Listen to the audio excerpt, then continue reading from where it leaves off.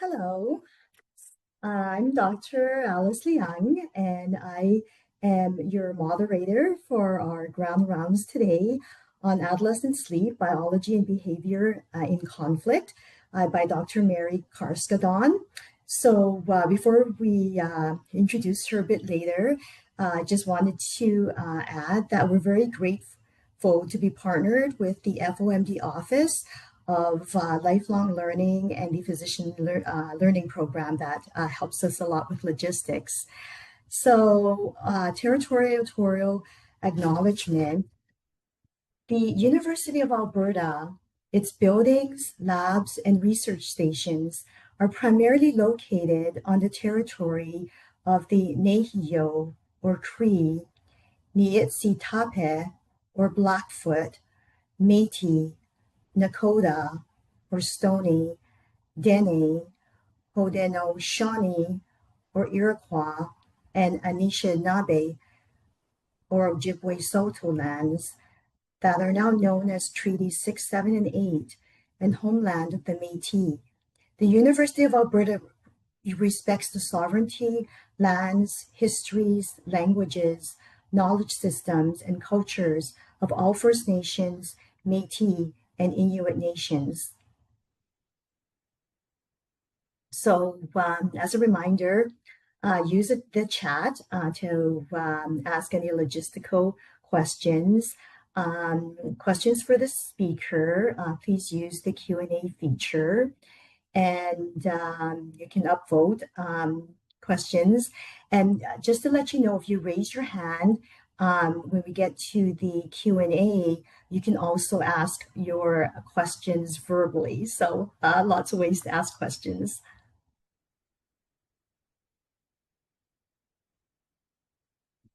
All righty, so I will introduce Dr. Carskadon. So Dr. Carskadon, PhD, is an authority on human sleep and circadian rhythms. She is the director of chronobiology and sleep research laboratory at E.P. Bradley Hospital. Her early research developed the standard clinical and research measure of sleepiness, the multiple sleep latency test, or MSLT, which also is a diagnostic tool for narcolepsy. Her work on adolescent sleep and circadian timing is known for raising public health concerns about early school start times affecting education policy, and also prompting the American Academy of Pediatrics and others to promote later school timing for adolescents. Dr. Carskadon is the director of the NIGMS-funded E.P. Bradley Hospital Cobra Center for Sleep and Circadian Rhythms in Child and Adolescent Mental Health. She also is the inaugural editor-in-chief of the Gold Open Access journal Sleep, Advances of the Sleep Research Society. Her current research is with Dr. Daphne Konis-Mitchell and looks at sleep and health disparities in urban children with asthma. She also is working with two groups for circadian timing and weight gain, one in children and the other in adolescents, and very active. Another ongoing study that measures these biological processes in early adolescence with a family history of Alzheimer's disease. So the major current study, in collaboration with Dr. Jody Rich's opioid use disorder group and Dr. John McGeary's clinical psychology group, as well as 3 other sites and a leadership group, is examining sleep and circadian timing, craving, and emotion regulation in people treated with opioid agonists. So we are extremely pleased to have you, being a distinguished alumni and honorary degree holder of Gettysburg College, and as well as having a doctorate in neuro and biobehavioral science from Stanford University with a specialty in sleep research. So yeah, very gratified to have you here to speak with us. So I will give the floor to you.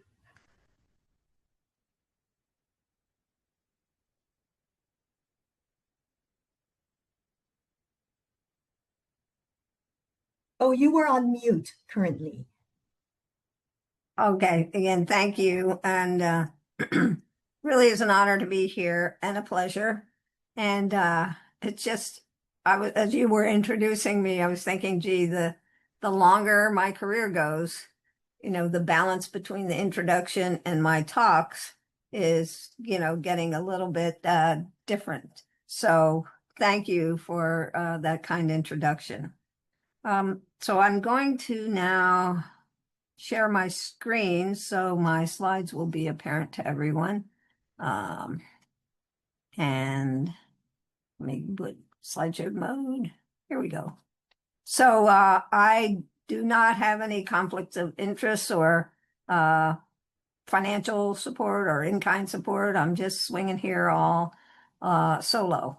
And yeah, so that's taken care of. So again, you've heard the title of my talk. And by the way, the family pronounces my surname Carskadon. But that's okay, Alice. I've had it pronounced 1,000 different ways. So when we talk about adolescent sleep, the central observation, as I like to say, is that the adolescents who, when they were younger, were very good sleepers, eager to start the day, they start struggling against falling asleep at night, and they struggle mightily to wake up in the morning.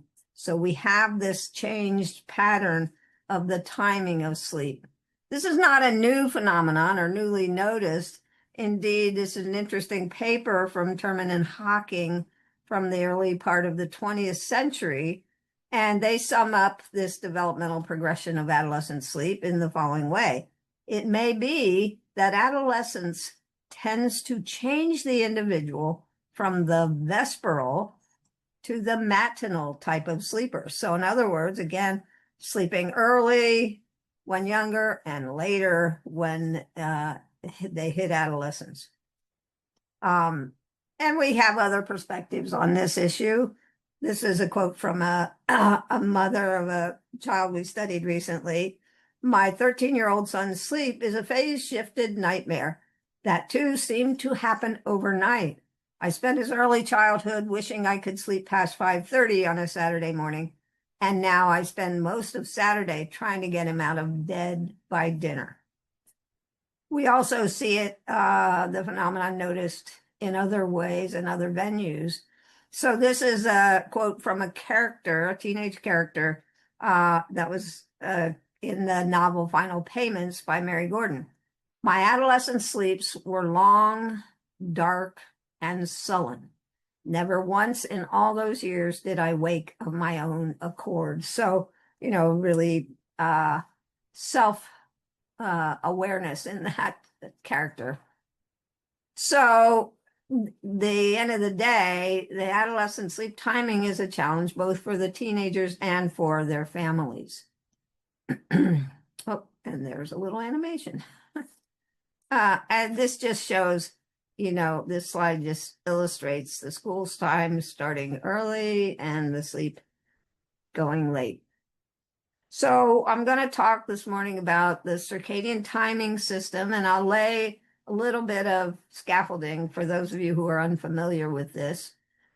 Sleep-wake homeostasis, again, I'll present some scaffolding before we talk about adolescent sleep, and then look at some of the consequences. As you can see, they're not happy ones. And then a little bit on the school start time issue. So when we talk about biological regulation of sleep and sleep timing, we hearken back to this original thesis of Borbet, which we call now the two-process model of sleep regulation.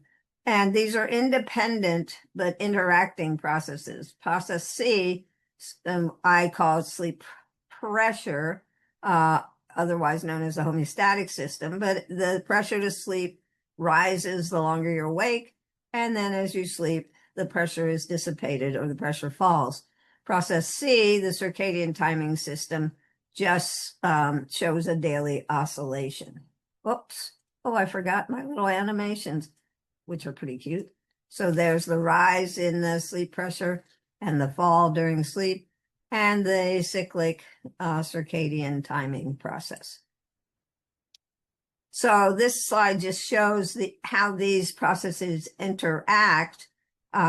To I think our easiest way to think about it is how we feel during the daytime. And so sleep pressure is growing across the day as we stay up. And process C is an alerting signal during the day, especially as process S builds up. And then at night, you can see the reversal in the trajectories. So let's look a little closer now at the circadian timing system. The biological clock has complex ramifications to what we do. I'm going to go through a few of the terms that you'll hear about when I talk about adolescent sleep development. But phase is just this term designating an instantaneous state of an oscillation. So you can see here, this peak phase or acrophase is designated, but we could pick any phase. For example, we could pick the Bathys phase or the nadir. A second term to know is period. So that's the time between recurrences of a specific phase shown here. So that's just how long it is between the same phase on different cycles. And period is simply the inverse of frequency of a rhythm. So here we see a raster plot of activity, running wheel activity in a mouse.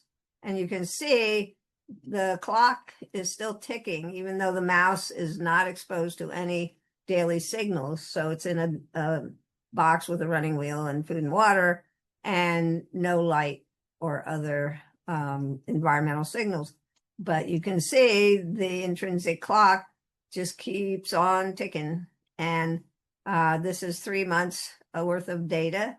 And the period of the clock, so you can see every day he gets up at the same internal time, but it's about a half hour earlier each day as viewed from the outside. So the internal period of this mouse is 23 and a half hours, not 25 hours. That, gives us an important clue why we use the term circadian. It's about a day. It's not, the intrinsic clock doesn't run at 24 hours. It runs at about 24 hours.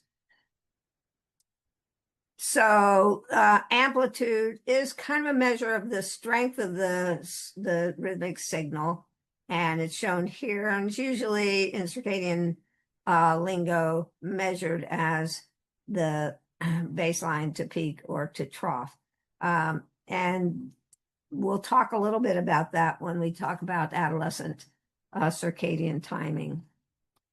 And I think this is one of the most important aspects of the circadian timing system, and that is the response of the system to this most important and most potent signal, environmental signal, and that is light. So light affects our rhythms in a phase-dependent manner. So when we get light early in the morning, so the black bars here show nocturnal activity. When we get light early in the, no, I'm sorry, this is diurnal activity. When we get light early in the morning, we advance or move our phase earlier, which you can see here and also here. When we get light later in the night, you can see the clock delays. Now, I'm sorry, I'm going to apologize because I explained that backwards. This is light early in the evening, delaying the rhythms towards the middle of the night, delaying the rhythms. Then it switches over late in the night or early in the morning. That light will pull our system earlier and so forth. Apologize for that misstatement. Here's what the phase response curve looks like. Here we are in the daytime, subjective day, subjective night. So the light is going to have its biggest impact when our rhythms or our biology is expecting darkness, i.e. nighttime. So again, early in the night, we see phase delays. Late in the night, we see phase advances. And again, it's phase dependent. So when we think about measuring the teen clock, we've been able to measure phase preference. So I didn't talk about that. That's our kind of, in some measures, is our subjective appraisal of when we feel best during a 24-hour period. When in the day you prefer to be active or sleeping or doing your homework or what have you. Another measure of chronotype, which I'll describe in a couple of minutes, looks at the actual timing of your sleep. We can also measure intrinsic phase, which is the biological signal that we have access to from the clock. We can also measure intrinsic period. This is one of the hardest things to measure in humans because our ethics committee won't let us put humans in a dark, never lit conditions with a running wheel or bicycle or something to measure their rhythms. Humans don't like to, whereas a mouse will run on a wheel all night long, because that's when they're active.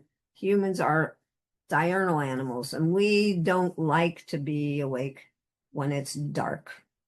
And so we can't set up a system to measure intrinsic period like is done in mice and hamsters. And we can also measure phase response to light. So we have and the amplitude of the biological signal. So we have a lot of ways to look at how this system is changing developmentally during adolescence. So again, remember this central observation that sleep timing gets later across adolescence. So one of the important things I think to note is that this isn't just a human phenomenon. It's been seen in many mammalian species, but not a lot of species have been studied during this juvenile phase. But it's been seen not only in humans, but monkeys, degus, lab rats, lab mice, this wonderful critter, the fat sand rat, and the most recent one I saw was a marmoset. So this isn't just, humans doing human things. It's humans. It's the biology of the system. So I mentioned chronotype, which can be measured in a couple of ways. This is one of the ways, and this is wonderful data from Till Roenberg, who has looked at, in many, many people, the sleep behavior on what he calls free nights. So those are nights where you don't have any obligations that keep you up late or put you to bed early or that wake you up at any given time. So for most of us, it's weekends. We're not in school or we're not working. So you can see here on the x-axis age, and on the y-axis, the middle of the sleep episode on free nights, these nights that don't have any obligations, evening and morning. And so this is the boys, girls or women, and you can see across this window, which we call adolescence, a second decade, you can see very clearly this delay in the timing of this mid-sleep that should not be affected by other societal or behavioral needs. And this, where the arrows are, that's Dr. Roenberg called this the biological marker for the end of adolescence. So, it seems really clear. Not sure it's quite as clear as it's made out to be, but it's certainly, the reversal is certainly very prominent as is this delay of, upwards of 2 hours across the second decade. So again, the behavioral pattern is very clear. Timing of sleep and waking moves later across adolescent development. Well, let's look at how we're doing our measures, because we've talked mostly about behavior so far. So our phase marker, that's very accessible and easy to get with saliva samples, is the onset of the expression or secretion of melatonin in the evenings. So it usually occurs and we call it the dim light melatonin onset phase, because you can't measure melatonin production unless whoever the organism is in a dimly light condition, because bright light suppresses the enzyme that converts serotonin to melatonin. So even if the system were trying to produce melatonin, you wouldn't be able to see it. So we keep our kids in dim light and we collect saliva at intervals. And when it crosses a threshold, we call it the onset phase. It's interesting that, one of my colleagues calls this the time where the gate for sleep opens. And so it's not producing sleep. The melatonin isn't a sleeping pill or hypnotic, but it's the biological signal that opens the window for sleep to occur. And usually it's 1 to 2 hours before falling asleep. Here we can see actual melatonin onset phase. This is an 8-year-old boy. And so these were the times the samples were taken. And here's the concentration of melatonin. Our threshold is 4 picograms per milliliter. And you can see in this child, the dim light melatonin onset phase was about a little past 8:30. So here are data showing the melatonin onset phase from individual children and adolescents that we've studied. And again, here's our 24-hour clock. And now instead of age, we've converted the developmental axis to Tanner stages. So Tanner stages are assessed with looking at secondary sexual characteristics. So, in girls, it's breast development and pubic hair. In boys, it's genital development and pubic hair growth. And so Tanner 1, this is childlike, prepubertal. By Tanner 5, it's pretty much the adult developmental image, if you will. So you can see across this developmental period of pubertal onset, you can see that the phase, this melatonin onset phase, gets later. Then we have a behavioral component that kicks in when parents allow and teens ask to stay awake later, because you remember the phase response curve. If they're staying awake later, getting light in the evening, in their nighttime, that's going to push the circadian system late. And so you may hear about, screen time in the evening, pushing, again, adding to this staying up later component. But here are data. This is data from a mouse, female mouse, lab mouse, showing that at the juvenile stage, the response to evening light is enhanced.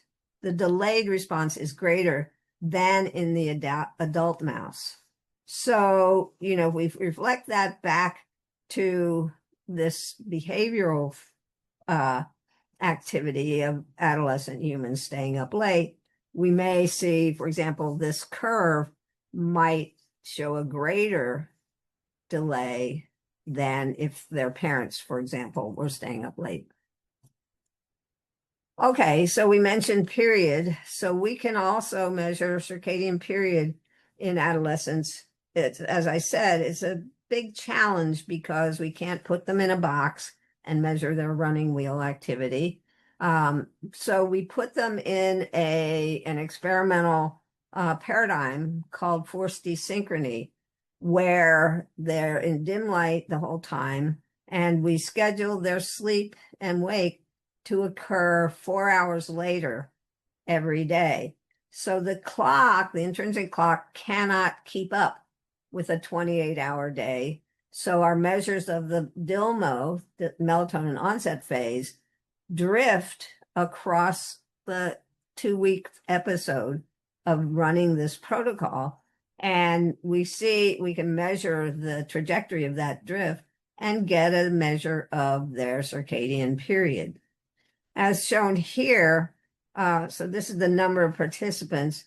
We compared our adolescent participants to adults studied in the Harvard labs, and you can see whereas the adults, the black bars, are more towards the left side of this figure, the adolescents are more towards the right side. So again, period is longer, appears to be longer, at least in some adolescents, than in adults. Finally, we mentioned amplitude, and here we measured the amplitude of the melatonin secretory profiles in kids at different Tanner stages. And it's pretty evident that the Tanner 1 versus here Tanner 5, so the pre-pubertal, post-pubertal amplitude of the melatonin signal is diminished with maturation. So to summarize the circadian side of things, phase delays, and we see that behaviorally with the chronotype measures, but we also see it biologically with the melatonin onset phase delaying across maturation. The intrinsic period becomes longer, and the delay response to light. Now, the evidence is kind of meager here because it's only been seen in, I think, 1 or 2 human studies, but I showed you the mouse data. The amplitude decreases, so the strength of the signal changes. And the sort of combined result of all of these changes is that the late nights are favored, but so too are late mornings. So the whole system is delaying, not just bedtime. So let's look at the sleep-wake pressure system, which I've sort of modeled here as an hourglass. Again, this is my metaphor for the sleep-wake homeostatic system. So when we look at sleep in the lab, we see it in several different ways. So this is a sleep hypnogram. Here are sleep stages across the night. And there's a nice pattern, a cycle that occurs across the night. These are qualitative markers of sleep done by looking at the predominantly EEG signals across the night. Again, looking at the EEG, we could do a more quantitative look at that with the sleep spectrogram shown here. So the slowest frequencies are most prominent early in the night and delay across the night. So the measure that's most often used to describe this homeostatic response to waking during sleep is the slow wave power. So deriving a power signal from these slower frequency EEG waves. And you can see, again, across the night, this signal dampens the longer you've been asleep. But that's not telling us really much about the developmental perspective, but we can use these data to look at the development.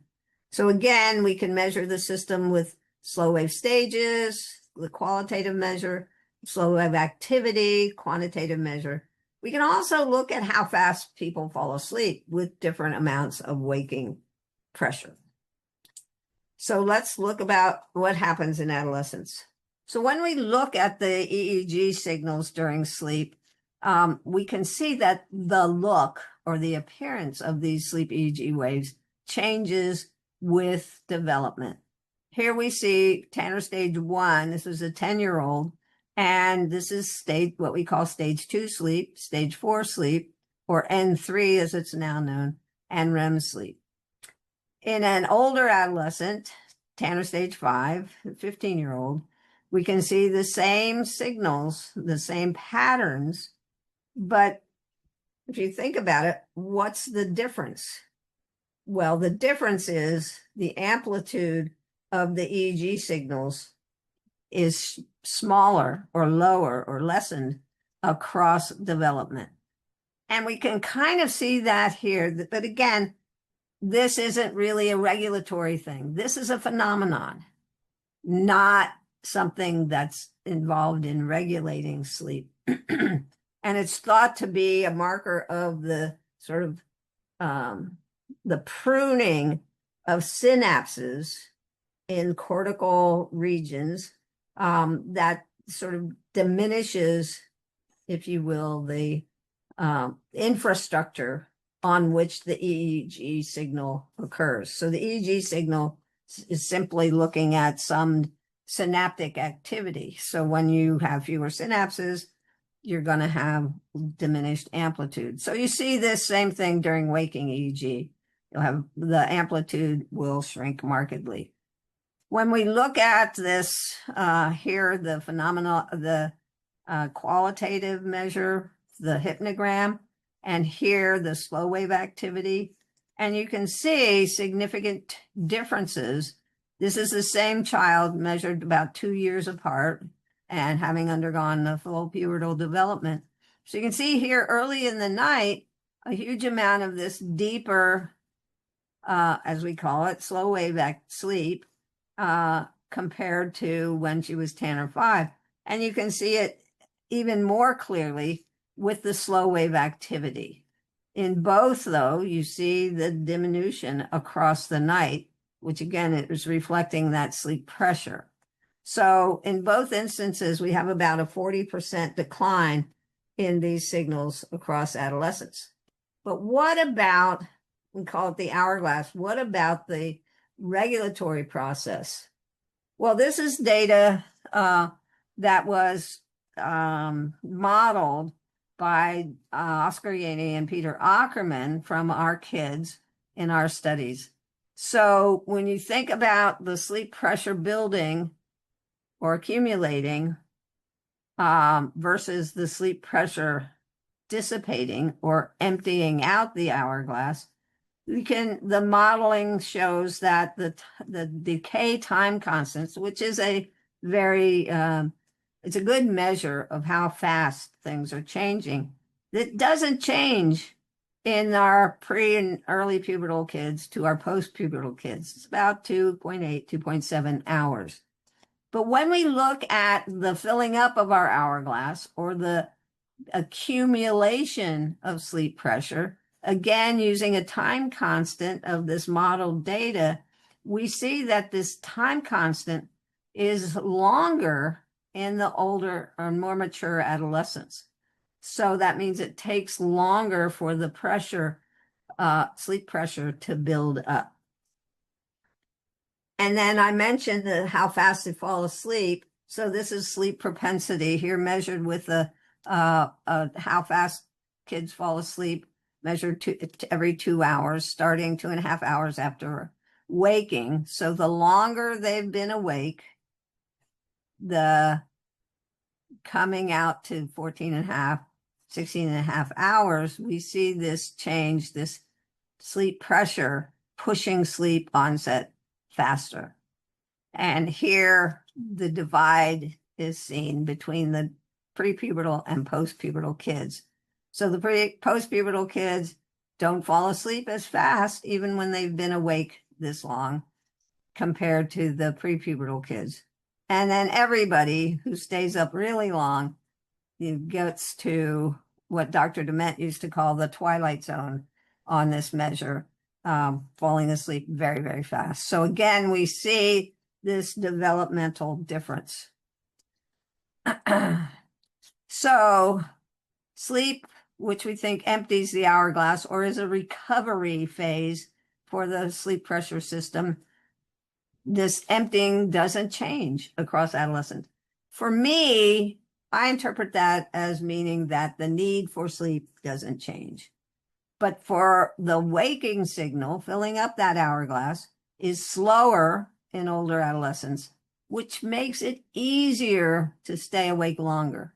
Not really pushing to stay awake longer, but making it much easier. So again, late nights are easier to achieve, but we think the same amount of sleep is needed. So I want to talk a little bit about some of the other work that bears on this issue about the delay and what is actually happening when kids go to school. So this is kids in year 10 who's had to be in school for 7:20 a.m. start time. And we, measured their sleep with activity measures all during the week and then brought them into the lab to measure the speed of falling asleep. And you can see that they're falling asleep much faster at 8:30 in the morning than in the afternoon. Furthermore, when we look at the quality of the sleep, and REM sleep versus non-REM sleep, we see, even though these are only 20-minute intervals, REM sleep occurring in these very sleepy kids. And it's not narcolepsy, because this is usually a signal for narcolepsy, but it's related to this timing issue. So the kids who showed this REM sleep had a later melatonin onset phase than those who did not show it. And again, for me, this would have been, school starts at 7:20, so they're in second period by 8:30 in the morning and they can't stay awake. It's as if, well, okay, their brains are still want to be on the pillow, on their bed, asleep. So should teen school bells ring early? In the US, they start pretty early often. And I go around, I give talks in many different cities, and the concern for this issue is increasing in many places that I visit. Is it fair to students? There's some really, interesting data showing that the kids in the lowest SES or who have behavioral health challenges or learning challenges or are racial, ethnic, religious minorities or have a long commute to get to school are at a greater disadvantage than the, rich, they can sleep in a little later because their mom drives them to school in the morning. They don't have to ride the bus or walk. So it doesn't seem fair, I guess, is the bottom line there. So I've modeled this in what I call the perfect storm. So we have here in the middle this white, now I've forgotten the term for this figure structure. But you can see there's plenty of sleep opportunity here and it's diminishing. Why? Because of biological pressure. So this slowed buildup of sleep pressure, the circadian delay, and external things. So competing activities after school and in the evening, whether they be academic or sports or extracurricular activities, pushing sleep later, delaying bedtime. But we also have this other external pressures that push wake up earlier, thus squeezing out the opportunity for sleep. This one, I had this even before I'm talking to you all in Canada, where I know ice hockey is huge, or I've heard.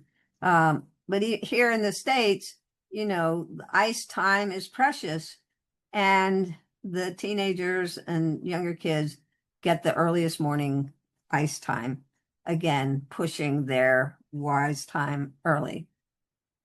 what happens when kids who are susceptible to this too little sleep happens to them. They're excessively sleepy in school, falling asleep and inattentive to schoolwork. Their learning is thus impaired. Their behavioral regulation is impaired, and they become more impulsive, act out more, and take more risks. They take more substances, including caffeine. And if they're already driving, they're more likely to have auto crashes. They're more moody, depressed, suicidal, susceptible kids. And there are other changes that have been associated with this, having to do with appetite and metabolic changes, and the possible association with weight gain, obesity, and diabetes risks. So it's not a good thing for adolescents not to get enough sleep. And this is another one of my books that I've read in my day, that I think, and this, I used to be so, I don't know, this really caught my attention when I was an adolescent, this quote in Robert Heinlein book. Waking a person unnecessarily should not be considered a capital crime. For a first offense, that is. In other words, don't wake me up. Don't even try.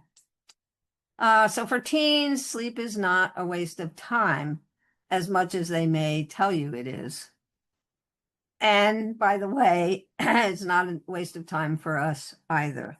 I've written a little equation that summarizes this for me. Less sleep does not provide more time because you use your time so much less efficiently if you haven't had adequate sleep. So I want to thank all of my students and trainees who helped with all of this work, and my colleagues and mentors, the funding agencies that have supported us over the years, and of course, the participants and their families who worked really hard in many of our studies to provide the data that we've been able to put together in this way. So that's my conclusion. And I think, is it time for Q&A? Alice? You're muted, Alice. Yes, and thanks for building this, great foundation for us for Q&A. Before we go to Q&A, I think we just want to remind people that these rounds are accredited by the Royal College of Physicians and Surgeons of Canada and also the College of Family Physicians. For the live rounds, so CME certificate will be provided to you after the rounds as well. So yeah, so maybe what I'll do is I'm going to start the Q&A. Oh yeah, I guess I should mention, yeah, the QR code is there if you want to do the evaluation now, and also the link is there as well. So maybe I'll start off the Q&A, and I'm sure people will probably start either putting it into the Q&A or raising their hand to ask. So yeah, I did a really thorough job of making the argument of how teens do want to sleep in later, wake up later. And a lot of us here are, clinicians. And so maybe my, first question is, the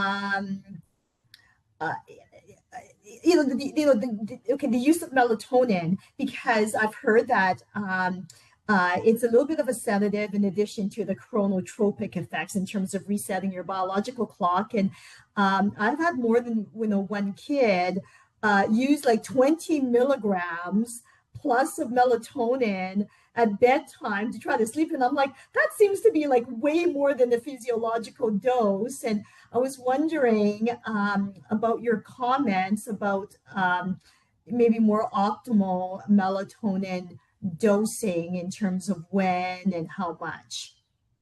Alice, thank you for raising the elephant in the room issue, the exogenous use of melatonin. So there are just a number of things to think about with that, especially the huge doses, as you mentioned. And I don't know about, can you just buy it in a pharmacy in Canada? Is it regulated in Yes, Canada? it's not, and it's not regulated. So it's not even possibly pharmaceutical grade. So they just get Right. whatever. Because I know there's also been studies Yeah. showing who And the knows how much kids melatonin can you're walk getting. in and get it themselves. It's Yeah. not controlled. It's not like Sudafed where you can't just have access to it. So it's right there on the shelf. And and I just saw another article that, analyzed this freely available, well, you have to pay for it, but this easily available melatonin. And, there were up to, I think, 10 times the amount of melatonin than was labeled, or 0 times the amount of melatonin, and other um, compounds in those gummies, what have you, uh, including CBD and, you know, um, just stuff you don't really want unregulated for your kid. The other thing to remember as a physician or a parent is, so we know there are melatonin receptors on the biological clock. There are also our melatonin receptors on the reproductive organs. And so when you're thinking of the, adolescent development, a lot of what's developing is the reproductive system. So do you want to be influencing that with exogenous melatonin, especially if kids are taking, as you indicated, huge doses of this unregulated substance? And the dose, I think you said, taking 20 milligrams, could have been 200, depending on the formulation, the unregulated formulation he received. So it's interesting that, there are two melatonin receptors on these organs, and one of them really is gives the chronobiotic impact. And so if you want to regulate your circadian timing system, you're taking your melatonin as a dark signal the same time every day. You only need there are only so many melatonin receptors in the brain. And so, 0.5 milligrams will seat all of those melatonin receptors in the brain. So, taking huge doses doesn't really work in a dose response fashion necessarily. So, but as you mentioned, and this is also phase dependent, this issue of the sedative effects of melatonin. So if the adolescent is on that clock dependent alerting phase of the circadian timing system, that melatonin receptor will minimize that alerting signal from the clock. But, by the same token, if they take their melatonin, then sit in front of their computer or laptop or video game or whatever and get light exposure and arousing activities, those are going to keep pushing sleep later. And it doesn't, if they maybe took their melatonin and went to bed, that could be useful. But huge doses aren't really required. And again, since you don't really know what's in those capsules or gummies, you really want to moderate the intake, I guess. Yeah, which is and I think explaining the neurobiology of sleep and how melatonin works or doesn't work is part of our psychoeducation, because a lot of teens and parents especially are desperate for their kids to sleep. And I guess we can get pharmaceutical grade melatonin, but who goes to their pharmacy to ask for pharmaceutical grade melatonin when you can just get off the shelf gummies and more, Right. Well, I think, preferable this is formulation. really important for pediatricians to know because we hear a lot of families who say, well, my pediatrician told me we should be using melatonin for, you know, to fall asleep. The only really good data um, that I've seen that I think is a reason or rationale for using melatonin in kids and adolescents is some of the kids with autistic syndrome disorders who have really brutally bad sleep really are helped markedly with melatonin. Although depending on the genetic background, I remember there was one study that showed, and I forget the specific gene, but it interfered with the processing of melatonin. So the melatonin helped the child sleep for a while, but then it built up so much because it wasn't being metabolized, and then you didn't have a signal anymore because it was just a high level of melatonin persistently. Again, I'm sorry, I forget the gene that was involved in that. Okay, so that explains then the issue of habituation then. Because if you're saying the metabolite builds up, because we see that as well, is that it works and works, and then and then after a while it doesn't seem to work as much. But then some people then um, they have to take breaks. But that makes sense because it's just like you're not getting an on-off signal because it's just always Yeah. there. So that explains the habituation. Um, and So Dr. Marina De Luca had a comment in the chat yes, identifying Smith-Magenis syndrome as a condition, a genetic condition that involves melatonin. interesting. Thank you, Daniel. I also want to thank Daniel for actually getting me this invitation to speak with you all. So thanks again, Daniel. Yeah, we can put another plug for that to Daniel Melina Luca. A number of our speakers come from his many great connections. We're really appreciative for that. So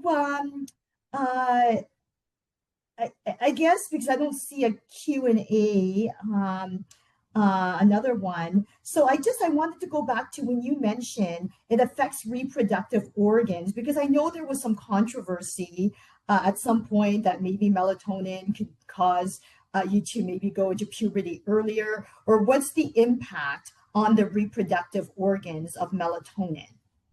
I don't think anyone's really studied that rigorously. I remember hearing about that same rumor, I guess you'd call it, way back in the day. It was one of the first papers I think it was in Science, one of the first papers I ever saw about melatonin. And then shortly thereafter, it was interesting, I believe it was in France, they were using gram levels of melatonin. They were trialing it for birth control in women. And I think the trial failed, but it was just, oh my goodness, you can't even imagine that happening today. This was back probably in the 70s. Um, but I have a question. Can I ask a question? Sure, you can ask a question. It looks like there's now a question in the Q&A as well. Oh, well, let's go to that one first. Okay, so Vivian Hong is how do we advocate for parents to advocate, or how do we support parents to advocate for later school start times, especially if their child falls into one of those risk categories? Because I guess, at least at the high school level, I guess you have the option of like not having a first in, like the first class in the morning. You know, there's a wonderful, I don't know if this organization has spread to Canada yet, but there's an organization down here called Start School Later. I think it's .net. And they have a ton of materials that are, help parents reach out to school. I mean, it's a parent advocacy group, and they've made huge strides down here in the United States. They were instrumental in getting the state of California, to pass a law restricting school start times for middle schools and high schools to 8:30 a.m. or later. So it's, there are resources out there. And I think this startscoollater.net is the best place to go to find those resources to support parents in this, this activity. Okay, thanks for sharing that resource. You said that you had a question as well. Well, yeah. So you're not down here. You're at a very different latitude. And I remember once I gave a talk, I forget the city now, up there in Western Canada. And they said, because I had been advocating, get morning light, morning light, morning light. And they're there, well, there is no morning light. There's no evening light. So getting outside in the morning isn't going to help our kids. So I presume that the geophysics of our planet haven't changed, and that's still an issue. I mean, the photo period shrinks down to maybe 6 hours in December. Yeah, we have daylight savings here in Alberta, so I think we tried to mitigate it, some, but we still, yeah, in terms of there are I mean, even in the deep of winter, I mean, it's starting to get dark about 4:35 p.m. and then it's you're coming in the morning, it's still dark. Yeah, the sunrise is late, sunset is early. And so using natural light to help the kids control their circadian timing is tough. So here we can say just go out. Even in the winter, though, even here, this morning sunrise was, what was it, about 6:40.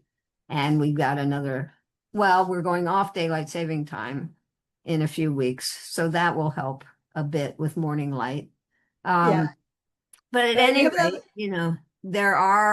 you can get light, you can buy lights. I mean, they're ubiquitously available, these morning lights. Some even the sunrise lamps that they sort of slowly and I guess that would be a tool to consider, given that especially during our winter months. And just as a add-on, I think almost all of us need vitamin D over the winter because, again, the shortened daylight hours. So Dr. Stoti has, saying, thank you so much, Mary, for your interesting presentation.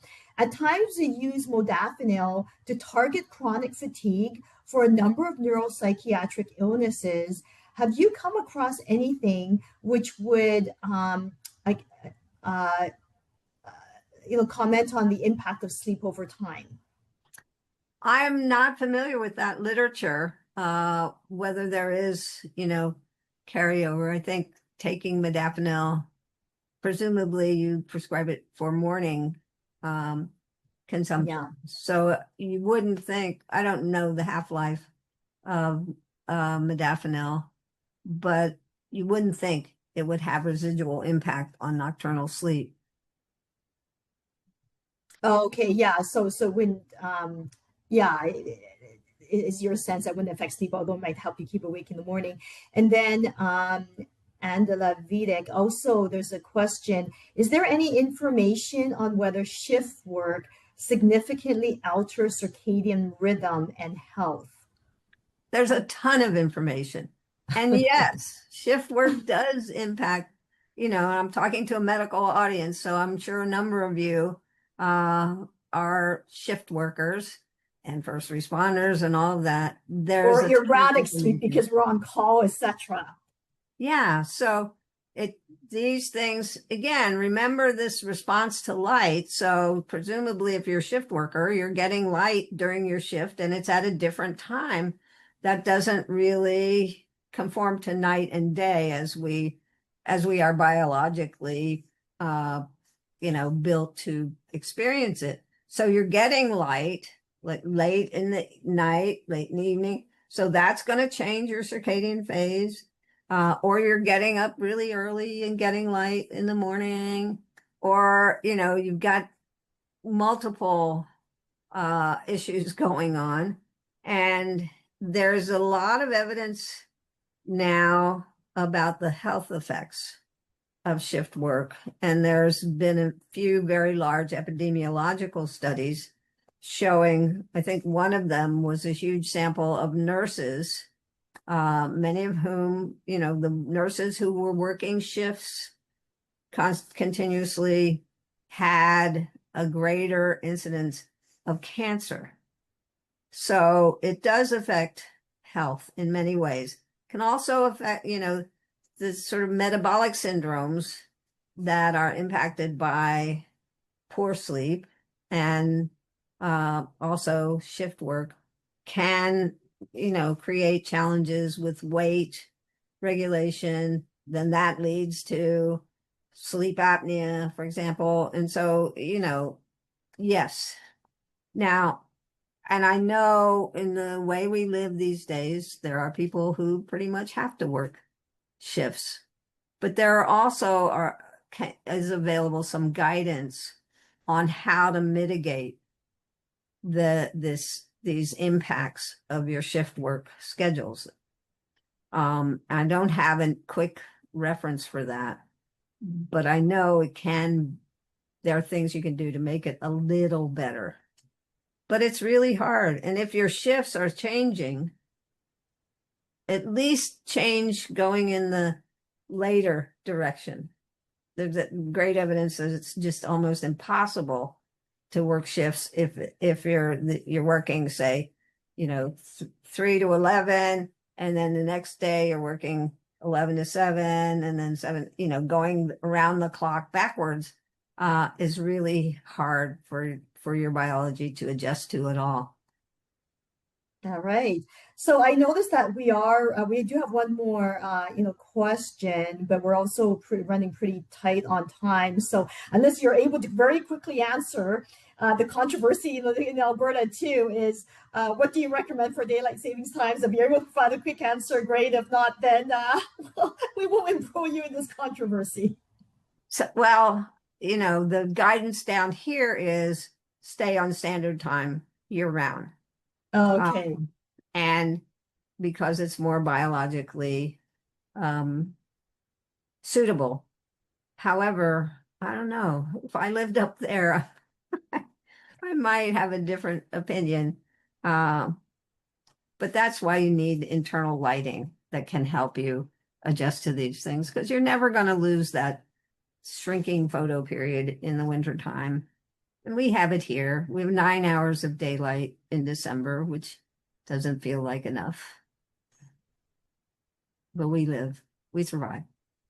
Yeah, we push through it as well here. So, and Dr. Ruby also says thanks for the talk. And so, yeah, thank you for all of this wonderful information that you've provided us. And we will, continue to try to advocate and, work with all of our sleepy kids who are, again, because they get a bit older, that they're in this sleep phase, conundrum. So thank you. Okay, well, it's good to meet you all. Thank you very much for your attention.